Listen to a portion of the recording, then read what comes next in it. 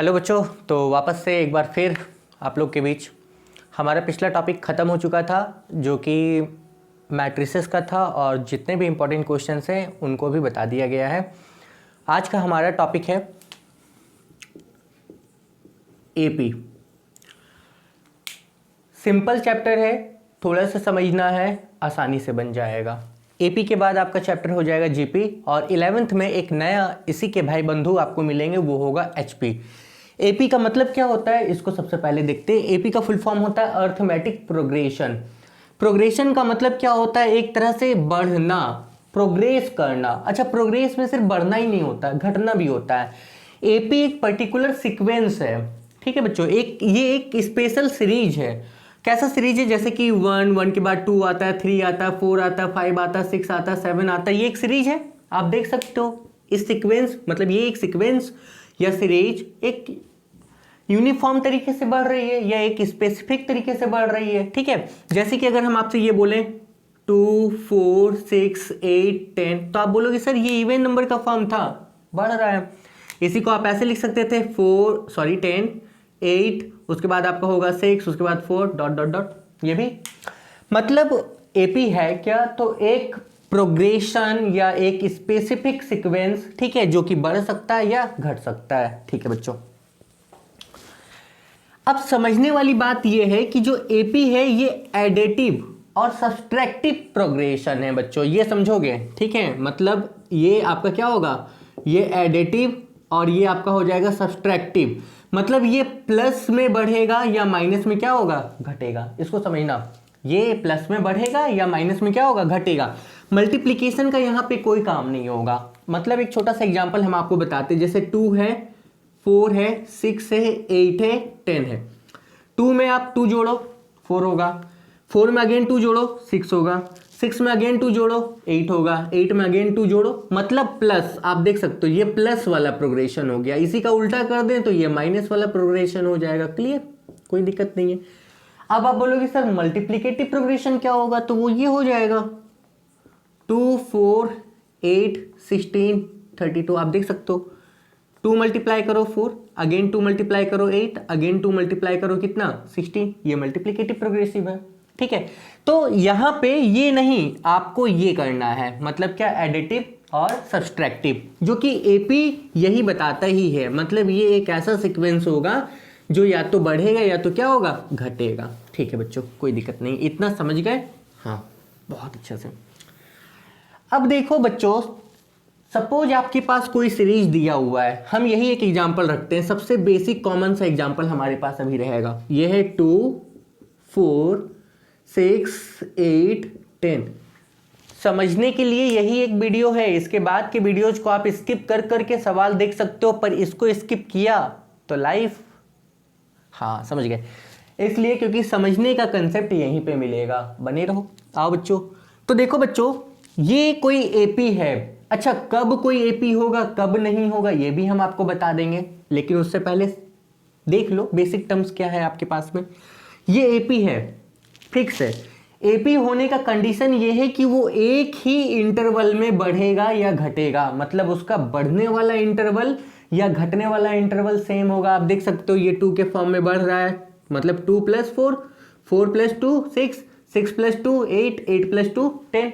मतलब इसका order same है बढ़ने का, इंक्रीमेंट का। तो ये आपका हो गया एपी। एपी में तभी कोई होगा जब वहां पे उसका क्या होगा? जो इंक्रीमेंट या डिक्रीमेंट का जो ऑर्डर होगा वो सेम होगा, ठीक है बच्चों। वो हम बताएंगे आपको, कोई दिक्कत नहीं है।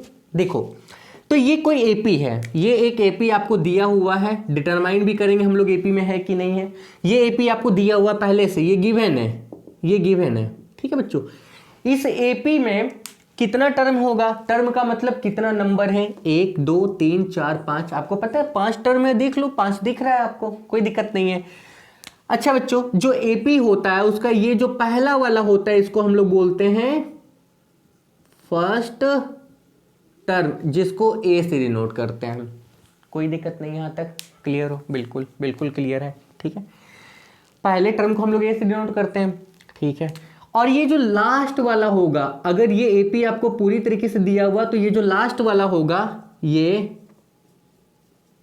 लास्ट टर्म, इसको हम ए एन से या एल से डिनोट करते हैं।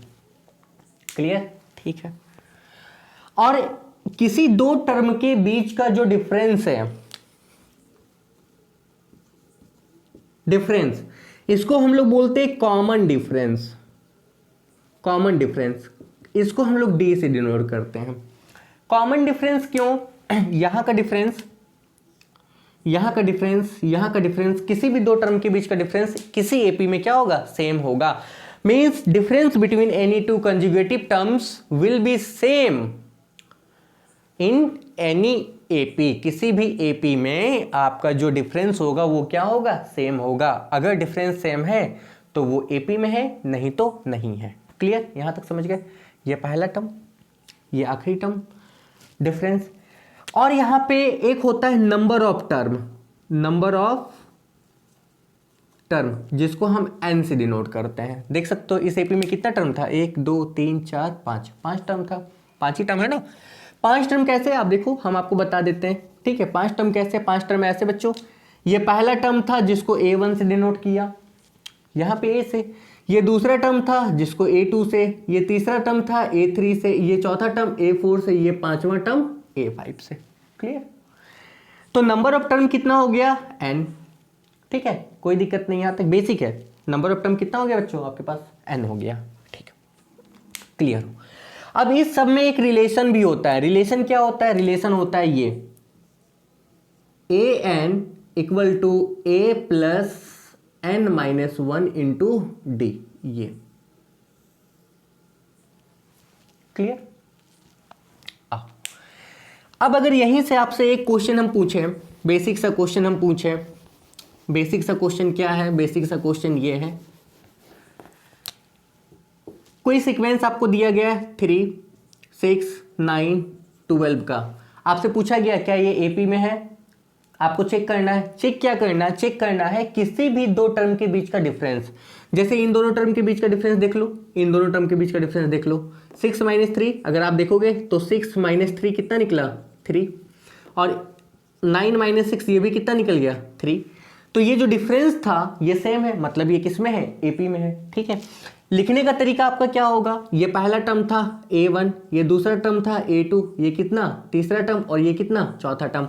आप ये माइनस ये करके देखें, यानी कि A2 माइनस A1, 6 - 3 3। आप ये माइनस ये करके देखें, यानी कि A3 माइनस A2, 9 - 6 यानी कि 3, यानी कि ये एपी में है। सिंपल सा टर्म, कोई दिक्कत नहीं है। ठीक, ये लिखने का आपका तरीका हो गया। आगे फिर आपको एक दिया गया है 1 4, 4 के बाद आपको 7, 7 के बाद में आपको 9 दिया गया, फिर 11 दिया गया। तो ये आपका पहला टर्म था A1, ये आपका दूसरा टर्म था A2, ये आपका तीसरा टर्म था A3, ये आपका चौथा टर्म था A4, ये आपका पांचवा टर्म था A5। तो ये माइनस ये करो, A2 माइनस A1, 4 - 1 कितना? 3। ये माइनस ये करके देखो, A3 माइनस A2, 7 - 4 कितना? 3। कोई दिक्कत? अच्छा, ये माइनस ये करके देख लो, A4 माइनस A3, 9 - 7 ये कितना? 2। यहां 3 में बढ़ा, यहां 3 में बढ़ा, पर यहां 2 में बढ़ा। क्या एक जैसा बढ़ा? नहीं बढ़ा। ठीक है, ये एपी में नहीं होगा, ये एपी में नहीं होगा। आपको चेक करने के लिए अगर बोला जाएगा बच्चों तो किसी दो टर्म का देखना। यहां तो हम आपको ऐसा बता दिए कि सारा चेक करना पड़ गया, लेकिन आपको अगर चेक करने के लिए बोला जाएगा तो किसी दो टर्म में देखना। ठीक है, आप एक और हम बताते हैं। अब बताते क्या है आप समझो। अगर आपको एपी बनाना है तो, ठीक है, एपी अगर आपको बनाना है तो एपी बनाने के लिए आपको, अगर सपोज हम एक छोटा सा एग्जांपल बता दें, मान लो आपको शुरू करना है यहां से, फर्स्ट टर्म आपको लेना है 4, पहला टर्म 4 होना चाहिए, और जो डिफरेंस है वो डिफरेंस कितने का होना चाहिए? 2 का, मतलब 2 2 से बढ़ना चाहिए, ये प्लस डिफरेंस है ना। ठीक है, तो होगा क्या? होगा ये कि पहला टर्म तो आपका 4 होगा, देखो, दूसरा क्या होगा? 4 + 2 बढ़ेगा, तीसरा क्या होगा? 4 + 2 + 2 अगेन 2 बढ़ेगा, इसमें भी 2 बढ़ता हुआ चला जाएगा, यानी कि ये 4 6 8 10, 4 में 2 बढ़ा, 6 में 2 बढ़ा, 8 में 2 बढ़ा, बढ़ते हुए चला जाएगा। ठीक है, मतलब कोई एपी है तो उसको आप ऐसे लिख सकते थे, अगर आपको ए दिया हुआ है, इस ए में आप डी जोड़ोगे, दूसरा मिलेगा, इसमें और एक बार डी जोड़ोगे, मतलब ए प्लस 2d, इसमें और एक बार डी जोड़ोगे यानी कि a plus 3d dot dot dot, ये मतलब ये ऐसे ही बढ़ता चला जाएगा। मतलब ये जो था ये था आपका पहला टर्म, ये जो था ये आपका था दूसरा टर्म, ये जो था ये आपका था तीसरा टर्म, ये जो था ये आपका क्या था चौथा टर्म, यहां पांचवा डॉट डॉट डॉट, इसी तरीके से क्या बढ़ता चला जाएगा। अब समझने की बात ये है, बहुत इंपॉर्टेंट है, इसको देखो बच्चों, बहुत इंपॉर्टेंट है, नया है टॉपिक, ये नया सिलेबस में ऐड हुआ है, 3 साल भी नहीं हुए इसको ऐड हुए, इसलिए ये नया टॉपिक है, इसको बहुत अच्छे से समझो। अगर देखो बच्चों, जब आपसे चौथा टर्म पूछा गया था, जो डी था वो कितना था, इससे एक कम था, डायरेक्ट यहां पे अप्लाई करेंगे। देखो अगर हम आपसे 10वां टर्म पूछते हैं तो ए तो होगा ही होगा, प्लस कितना डी होगा, यहां एक कम था, यहां कितना डी होगा 9d, क्योंकि 10 था, 10 में एक कम। अगर आपसे हम 15वां टर्म पूछते हैं कि किसी एपी का 15वां यानी कि 15th टर्म, इसको ऐसे लिखेंगे 15th टर्म, तो ए तो होगा लेकिन डी कितना होगा यहाँ पे 14, कोई दिक्कत नहीं। अगर हम आपसे ये बोलते हैं कि उस एपी का 200 टर्म होना चाहिए, तो ए तो होगा प्लस यहाँ 199 क्या हो जाएगा, डी हो जाएगा। क्लियर हो पूरी तरीके से, बिल्कुल क्लियर है। अगर हम आपसे ये पूछते हैं कोई एपी है उसका 31st टर्म, ठीक है, आपसे ऐसे ही स्टेटमेंट में लिखा हुआ रहेगा 31st टर्म, इस 31st टर्म का मतलब क्या, उस एपी का ये 31st पोजीशन पे क्या है, मतलब 31st roll number 1 2 3 4 5 6 7 31, roll number 31, मतलब 31 पे क्या है, यानी कि A31, ये क्या हो जाएगा, ये आपका हो जाएगा A प्लस 30D। ये अब हम क्या करेंगे, डायरेक्टली इस्तेमाल करेंगे, कोई दिक्कत नहीं है इसमें, इसमें क्लियर हो, बिल्कुल आसान है।